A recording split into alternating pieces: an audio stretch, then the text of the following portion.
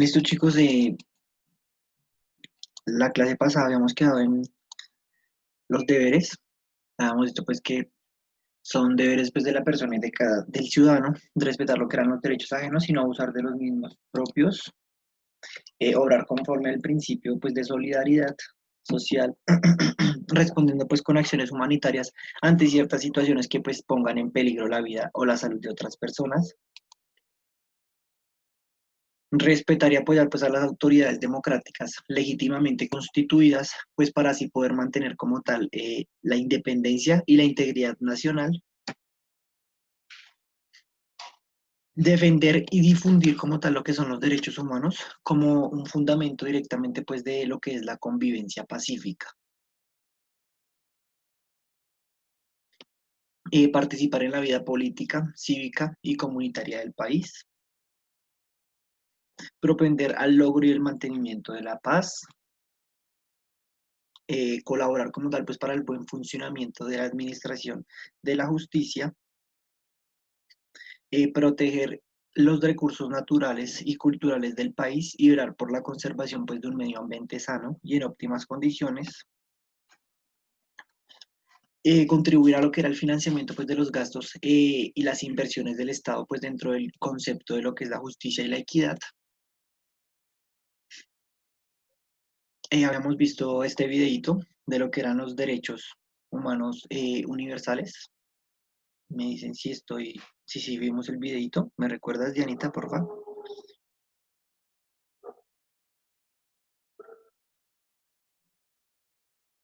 No hemos visto el video. Listo, chiquis. Entonces, permítanme un momento.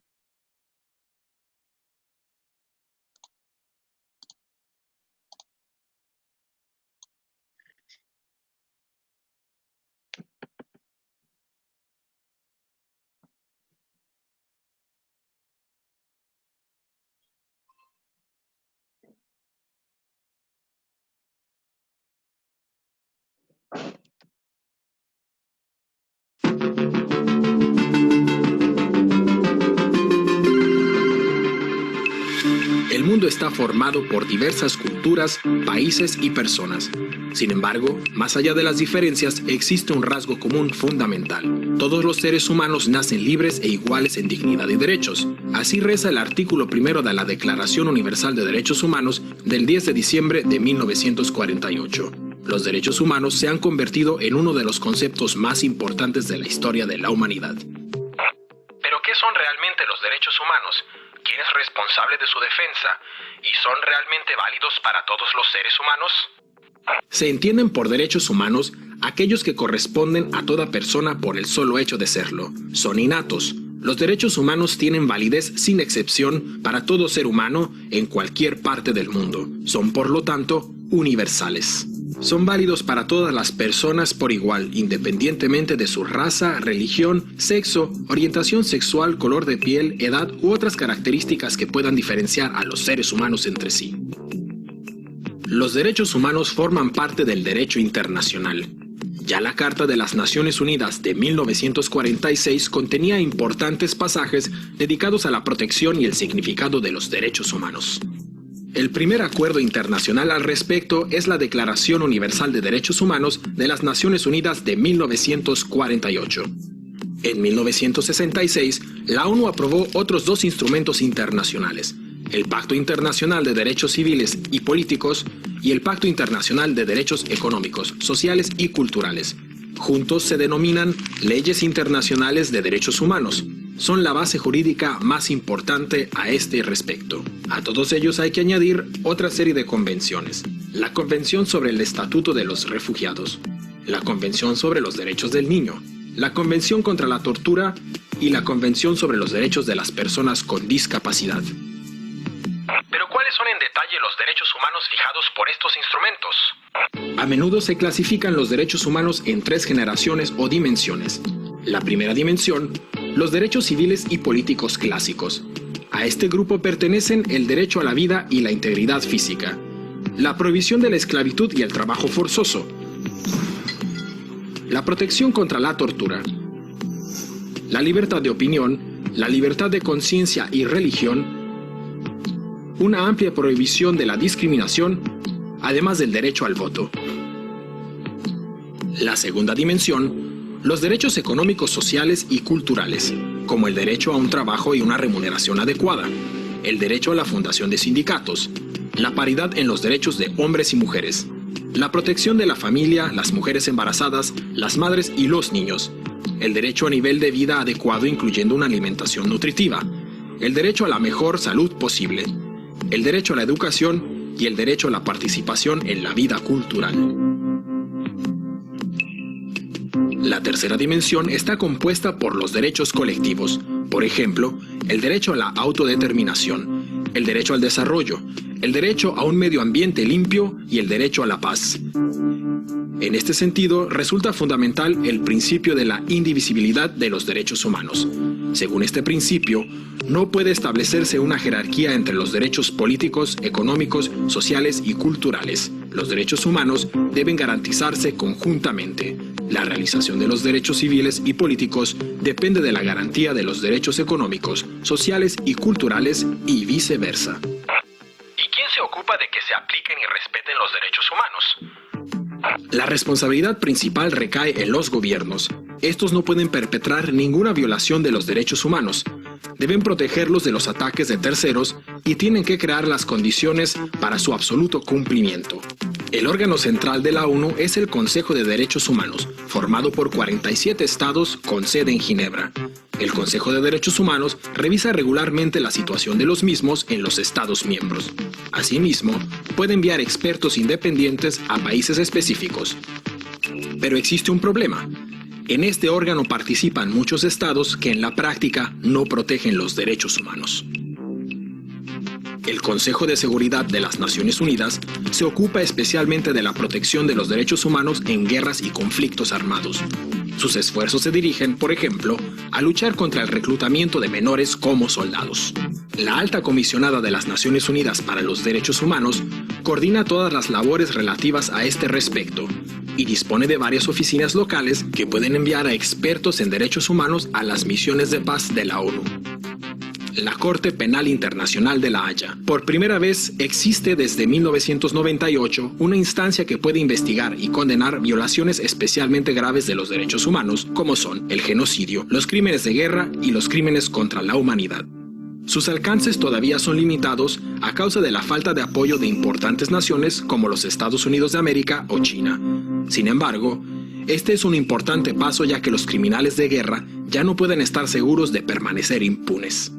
Además de las instituciones internacionales de la ONU, existen otros organismos y acuerdos en materia de derechos humanos a niveles regionales. El Convenio Europeo para la Protección de los Derechos Humanos y de las Libertades Fundamentales, o el Tribunal Europeo de Derechos Humanos en Estrasburgo, la Carta Africana de Derechos Humanos y de los Pueblos, y la Convención Americana sobre Derechos Humanos. La sociedad civil asume un papel especialmente importante.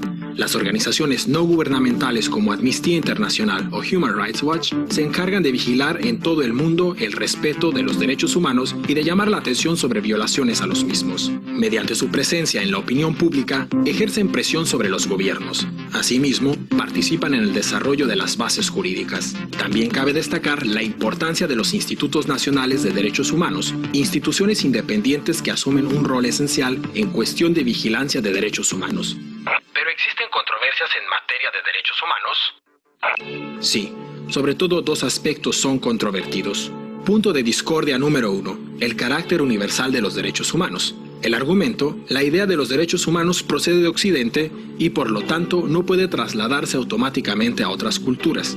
Es verdad, el origen y la extensión de la idea de los derechos humanos están unidos al desarrollo cultural y las tradiciones. Pero también es cierto que ningún ser humano desea ser torturado o discriminado a causa del color de su piel o su religión.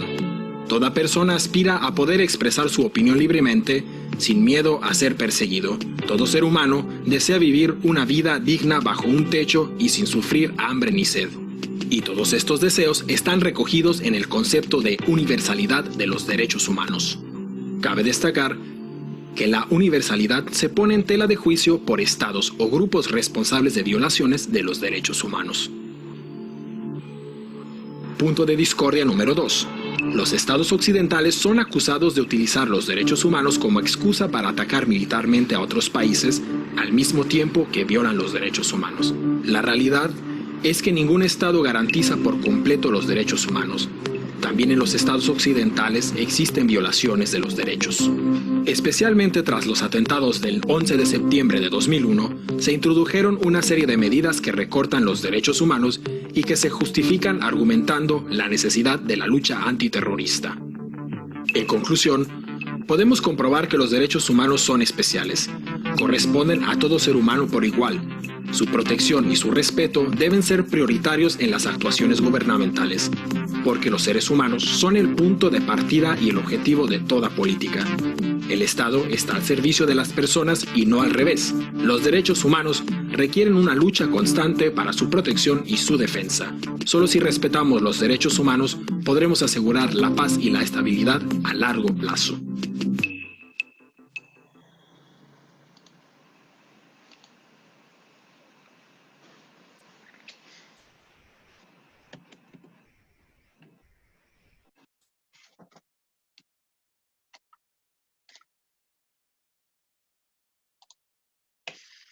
Listo, chicos. Ya como tal, pues vimos lo que son los deberes y derechos pues, directamente de los ciudadanos. Y ahora vamos a iniciar con lo que es la participación y la responsabilidad democrática.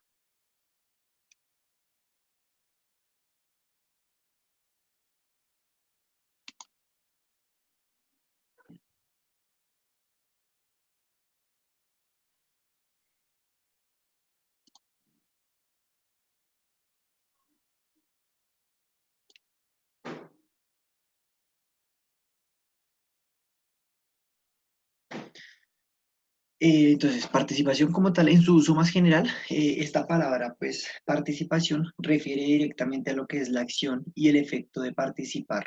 Es decir, que se podrá como tal implicar la toma o recepción, pues, de parte de algo, compartir algo, dar alguna noticia a alguien, pues, de determinada situación que se esté presentando en cierto momento.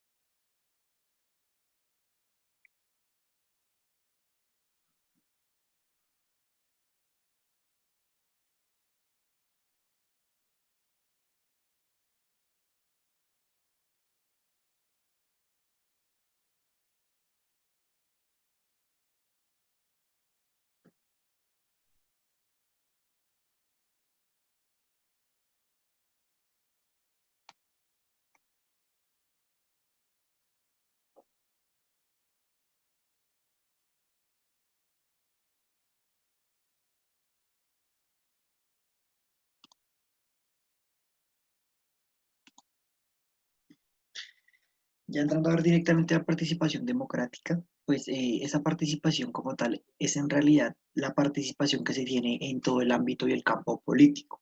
Y se refiere pues a la participación que tienen todos los ciudadanos mayores de 18 años en la toma de ciertas decisiones políticas del país. Es así que también pues se habla como tal de lo que es la gobernabilidad democrática, que pues todas las personas mayores de 18 años ya empiezan a tener como tal este derecho de empezar a tener cierta participación y cierta como integración en este campo democrático.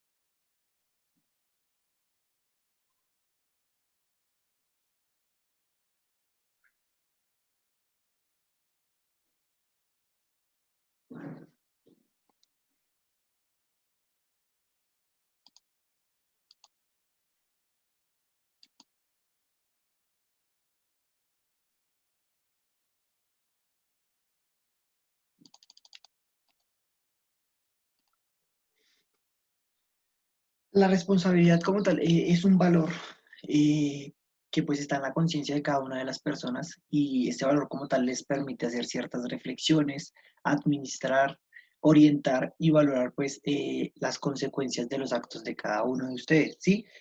Puesto en práctica como tal se establece pues la magnitud de dichas acciones y cómo afrontarlas pues de la manera más positiva e integral pues para ayudarles a todas esas personas en un futuro más próximo.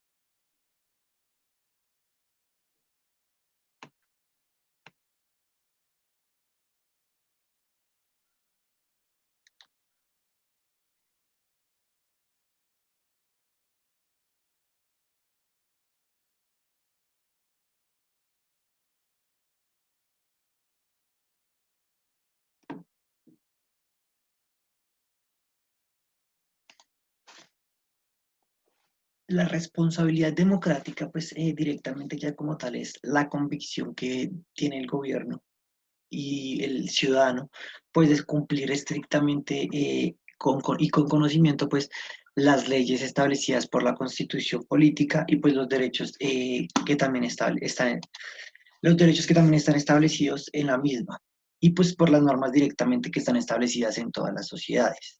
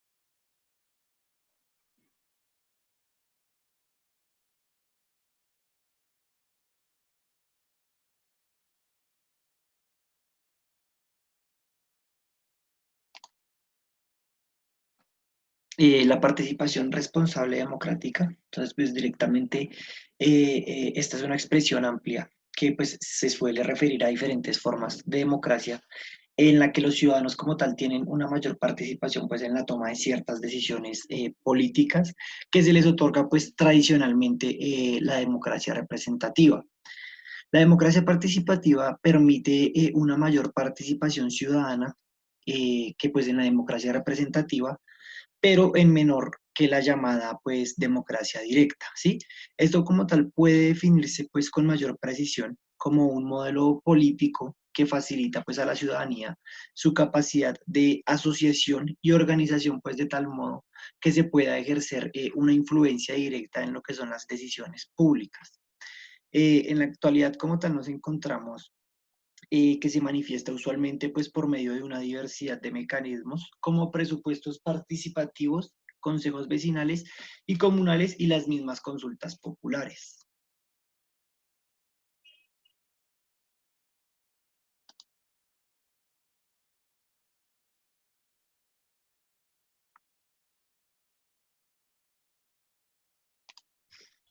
Dime, Nicole,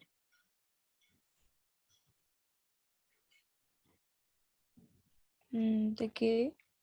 ¿no habías levantado la mano? No. Bueno.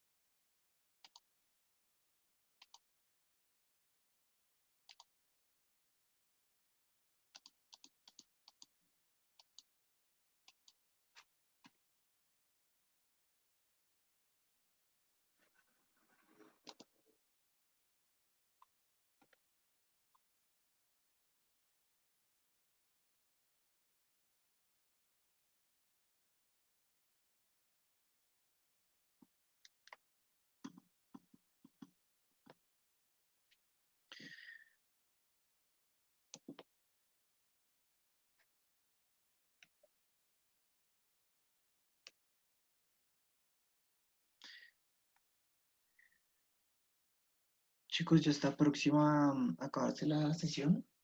Pues también con este tema pues damos finalizado lo que es la responsabilidad democrática. Nos vemos nuevamente ahorita que vuelva a tener clase con ustedes. ¿Listo, chicos?